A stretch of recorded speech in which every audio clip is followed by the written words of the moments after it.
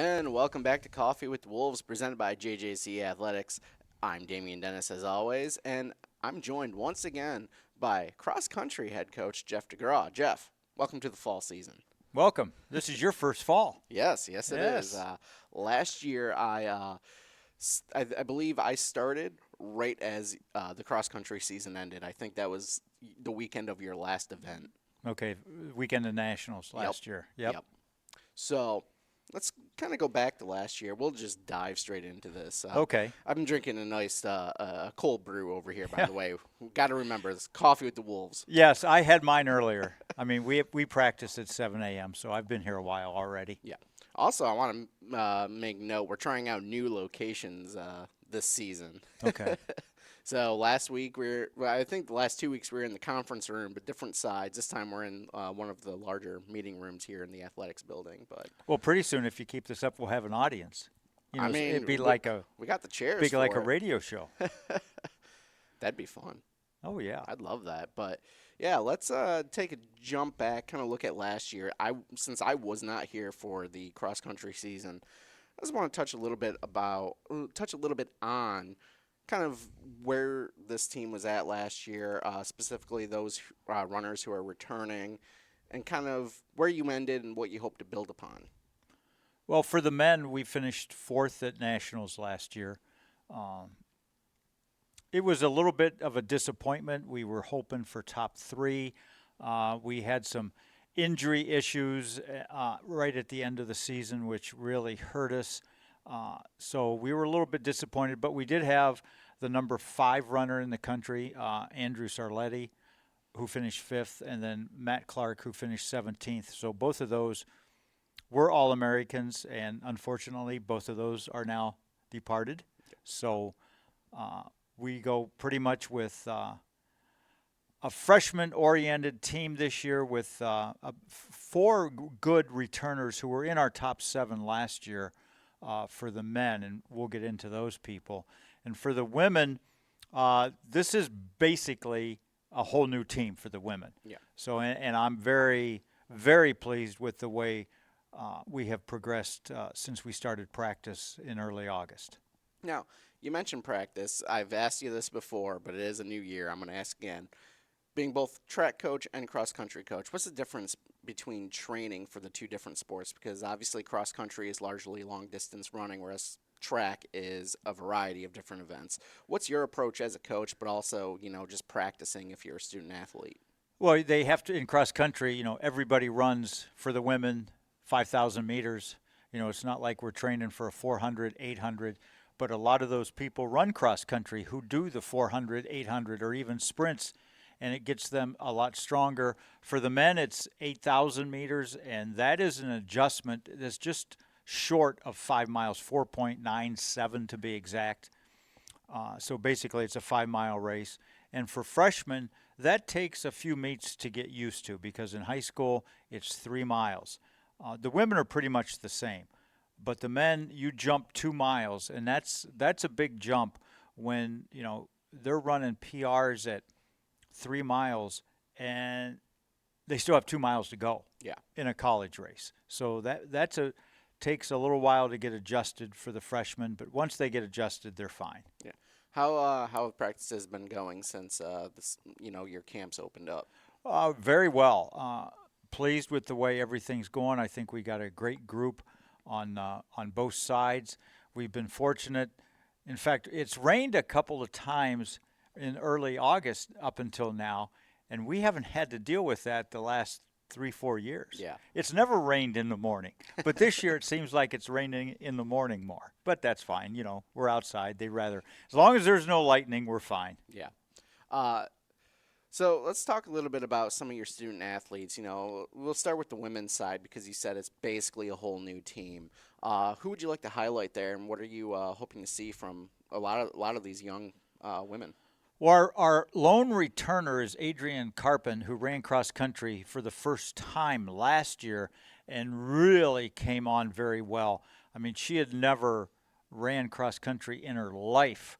And then last year, she really improved tremendously. I think she finished in the 60s at nationals, which was a phenomenal step in the progression for her. And I had told her if she runs cross country, it's just going to help her so much in track, which it did. She was a two-time All-American in track, both in the 4x1 and 4x4 relays, ran her personal best times at nationals in the 400, and I believe it all goes back to her cross country training, because she just improved so much last year during track season.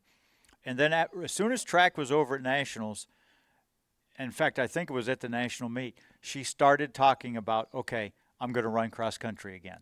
And it's a different person out there. She is now in August where she was in November last year. So I'm pleased with that. So she's our lone returner. So everybody else will be new, and we have a great group of young ladies. Are probably our top three right now all come from Minooka, and it's a great program at Minooka. Two who ran last year for Minooka, and a third who ran 3 years ago, but decided not to run for a while, but sort of got that itch to come back, and she's doing very well, and that's Olivia Kicks. Our other two freshmen from Minooka are Gabby and Vivian Forte. Yeah. Yes, okay. Vivian Forte and Gabby. So they're doing a great job. I mean, I had a brain cramp there. It happens. Yes.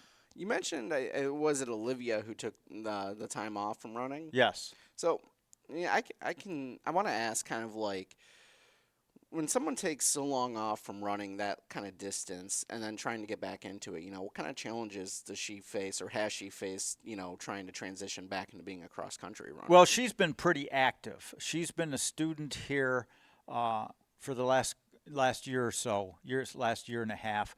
And I remember she approached me last year during the JJC 5K race, for the community, and she ran in that and approached me about running again, and I said sure, because we'll take anybody.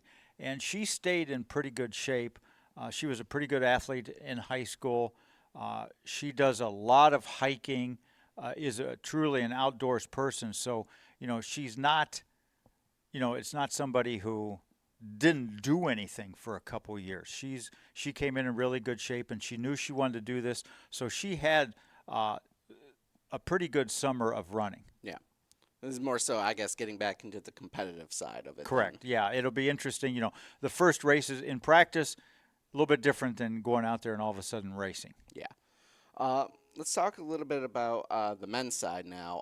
Kind of the same question, though. You have a handful of returning student athletes, but again, a handful of newcomers. What are you kind of expecting from the returners, but also the freshmen? Well, we have our four returners, and Michael Welcome, who was second at nationals in the steeplechase, and then Stephen Lundy, who was on the 4x8 national championship relay. Those were two of our top five last year. And then we have the Johnson brothers, the twins, Alex and Chris. Alex won the 400 at nationals last year, and both were on the winning 4x8 relay team. So, and they gained valuable experience from last year. The Johnsons are more of track people than cross country, but they ran very well last year, and they know what to expect. And I think they see, we could be a pretty good team, and practices for them have gone very well. And Stephen Lundy put in a great summer of training, and he is far and away a much better cross-country runner right now than he was last year at this time. So, they learned from their freshman year. Michael will be, he's a good distance runner, so he'll be there when it matters at the end. And then with the freshmen, again, we've got four, I think right now in practice, four pretty good freshmen leading the group. And one of them, a name that sounds familiar, is another Sarletti. It's Nathan. That's Andrew's brother. He ran very well for Joliet Catholic. And then we have two from Minooka, Gavin and Caleb. And then we have, I think, a real sleeper from Bolingbrook High School in Logan Schmidt. Uh, he wasn't, I think he was the forgotten person on the Bolingbrook team. He dealt with in high school some injury issues, but he's got a load of talent, and I think those four freshmen will have a big impact on our team this year. I kind of have a question. You mentioned Nathan Ciarletti, Andrew's brother. This kind of sparked a memory in my mind. When I graduated college, my first job was down in Effingham, Illinois, and I remember that spring covering track.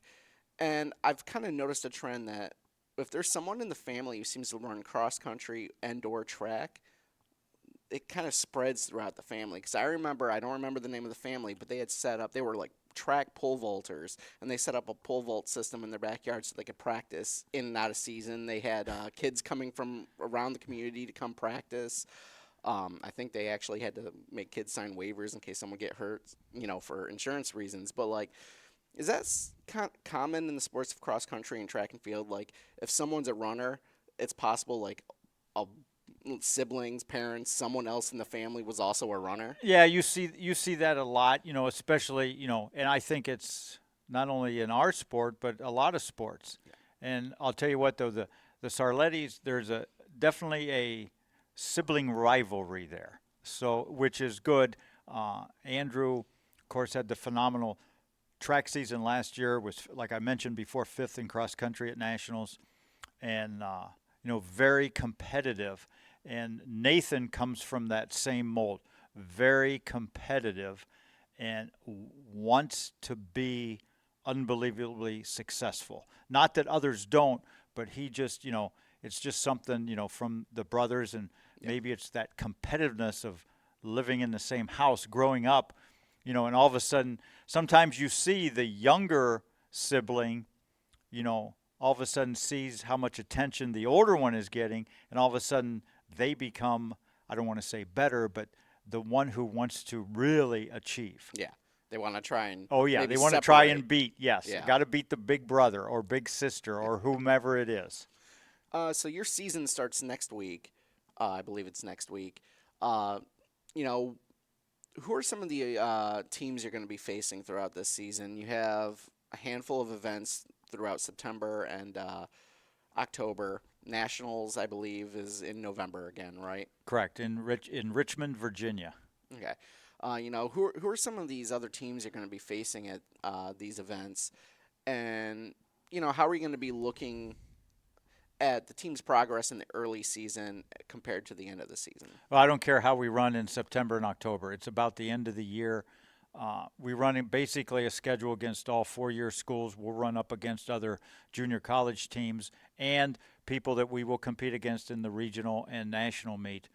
But it's funny because this is a deciding year right now, and I think there are 4 teams vying for the national title in the NJCAA Division III, and each of the 4 teams have won each of the last 4 years. Yeah. Harper, College of DuPage, Mineral Area, and us. We all have won national title on the men's side in the last 4 years. Yeah. So it'll be an interesting year, and I think, not to put down anybody in the East if they watch this, but the competition is right here in our area in the Midwest with the 3 Illinois schools and Mineral Area from Missouri.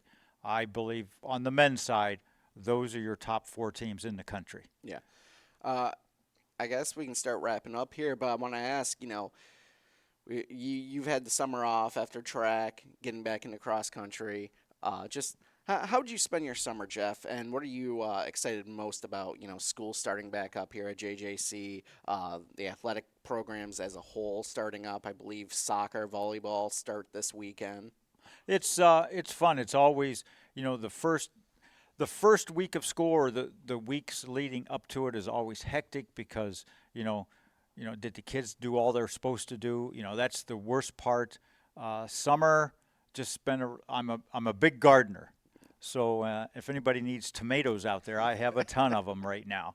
But I spend a time gardening. I got quite a bit of running in this summer, So, and of course, not very fast, not anymore, but in decent shape right now. I mean, I don't run with the team. I have to bike with them because I can't keep up with any of them, including the women anymore.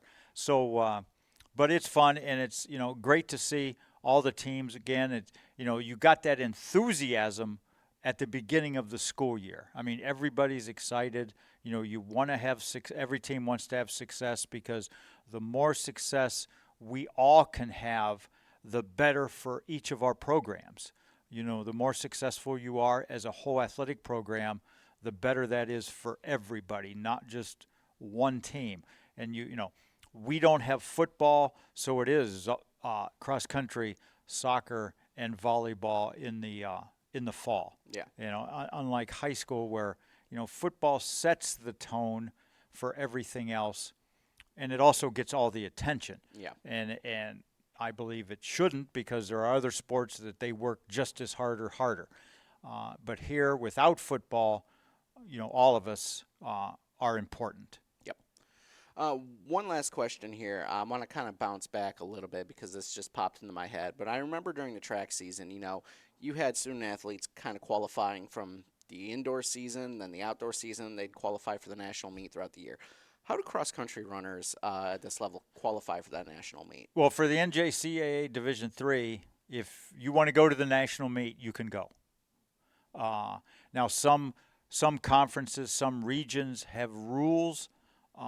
We do have a region meet to see where you place, but our region is so tough, and with us and the other two division, well, there's three other Division III teams, we pretty much all go because we're all good. Yeah. And I'm not going to, you don't take a team to nationals if they're not going to perform well. Right. So there is no quote qualifying standard for cross country. If you want to go and your school will pay to take you to the national meet, you can go. Cool. See, I didn't know that. Well, Jeff, good luck to you and your teams once the season begins again next week. As always, we'll have you on again at some point to talk about the success of the team, where you feel everybody's at, later in the season. And, if anybody wants to, because this will be before the first meet, we're at Shanahan Park next Friday, the 30th at 6 o'clock. So it's a local one. It's 3 miles from here. So Nice. It's like a home meet. Wonderful. Anyway, thank you for tuning in to Coffee with the Wolves. We'll be back next week.